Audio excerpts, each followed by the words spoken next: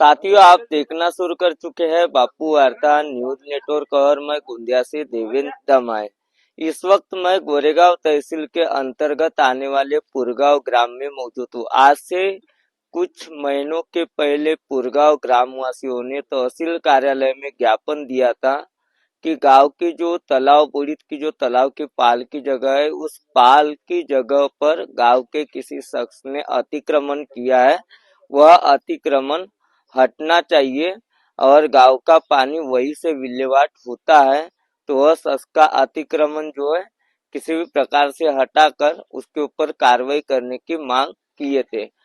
उसके बाद में कुछ दिनों के पश्चात समस्त ग्रामवासियों ने मिलकर ज्ञापन दिया कि अन्यथा यदि अगर 15 दिन के भीतर में तालाब की पाल की जगह का अतिक्रमण नहीं हटा तो हम अनशन करेंगे।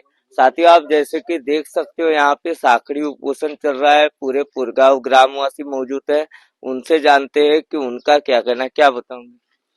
अभी ये जब तक ये अपना अतिक्रमण हुआ है तब तक यहाँ पानी जाने से बहुत तकलीफ होती है, लोगों को त्रास होता है, घरों में पानी घुसता है। एक बार तो तहसीलदार कलेक्टर आके यहाँ चले गए और उसके कारण से अभी दीवार बनी थी, दीवार बनने के कारण से यहाँ तो अतिवृष्टि होने की संभावना होती है, इसलिए हम यहाँ पे उपोषण बैठे। क्या बताऊंगी किसने किया है अतिक्रमण। ये अतिक्रम किया है अपना नीरज रांगडाले। कम से कम अभी हम ज्यादा तो उम्र नहीं है अपनी, 50 साल की है। 50 साल से देख रहे हैं कि ये पानी जाने का पाठ है करके उसने तो जबरदस्ती पूरा काम चालू कर दिया है। क्या लगता है आपको, जबरदस्ती मनवा। हाँ, जबरदस्ती मनवानी। क्या कहूंगी, इसके पहले अल्टीमेटम भी दिया गया, तहसील प्रशासन से मुलाकात भी की गई। तहसील प्रशासन से मुलाकात कही गई, ते लोग हम फटके से वहां चले गए थे। जाने के बाद में तहसील मैडम यहाँ तक आई थी। आने के बाद में उन्हें उनका काम रोके थे कि भैया अपना जो भी है हक के कागज का जो कायदे वायदे का जो तुम्हारा है उसके पहले तुम हमको दिखाना, उसके बाद में अपना काम चालू करना। फिर भी कोई ना मानते हुए इसने अपना काम चालू कर दिया, तो अभी हम यहाँ उपोषण में बैठे हुए। क्या बताओगे, ऐसी दादागिरी और ऐसी मनमानी।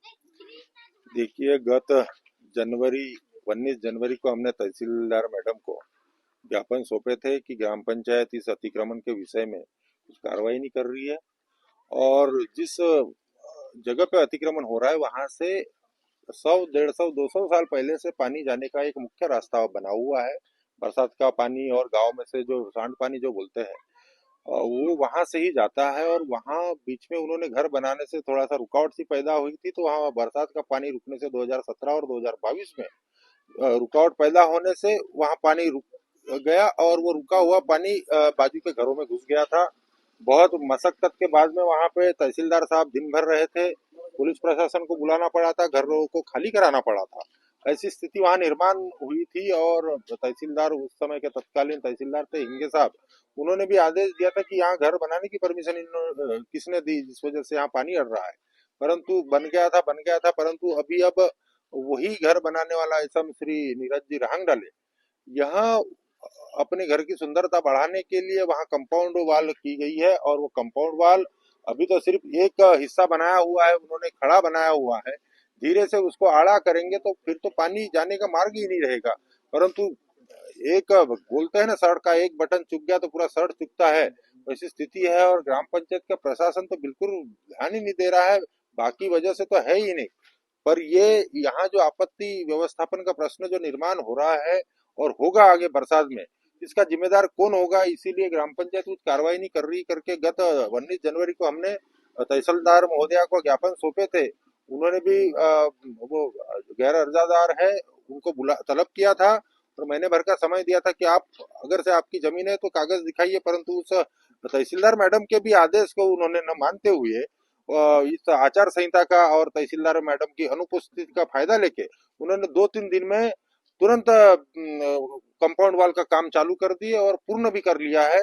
और आगे चल के इस पे कुछ कार्रवाई नहीं होगी तो और कंपाउंड वाल को पूर्ण करेंगे, जो अभी खड़ा हुआ है अभी आड़ी दिशा में करेंगे, ऐसा अनुमान लगाया जा रहा है। और ये इतने सालों से जब यहाँ से पानी जा रहा है तो इसका प्रत्यक्ष रूप से तहसीलदार महोदया ने पंचनामा करके वो कंपाउंड जब तक के नहीं गिरता है तब तक के हम यहाँ पे आमरण उपोषण है। आने वाले 3-4-5 दिन में हम अभी साकड़ी उपोषण है और आने वाले 3-4 दिनों में हम आमरण उपोषण करेंगे। और जब तक के वो कंपाउंड वाल गिरेगा नहीं, जब तक के यहाँ के गरीब लोगों के साथ में न्याय होगा नहीं, तब तक के हम इस सभा मंडप से, इस धरना स्थल से हटेंगे नहीं, चाहे हमारे इस शरीर से प्राण क्यों ना निकल जाए, तब तक के हम यहाँ से उठेंगे नहीं। यही इस माध्यम से आपको कहना चाहेंगे। धन्यवाद। तो साथियों, निश्चित ही आपने देखा अभी तो साकड़ी उपोषण चल रहा है, इसके बाद में आमरण उपोषण की चेतावनी भी दी जा रही है। तो साथियों, बहुत ही जल्द अगले पार्ट में मिलेंगे। मैं गोंदिया से देवेंद्र दमाई।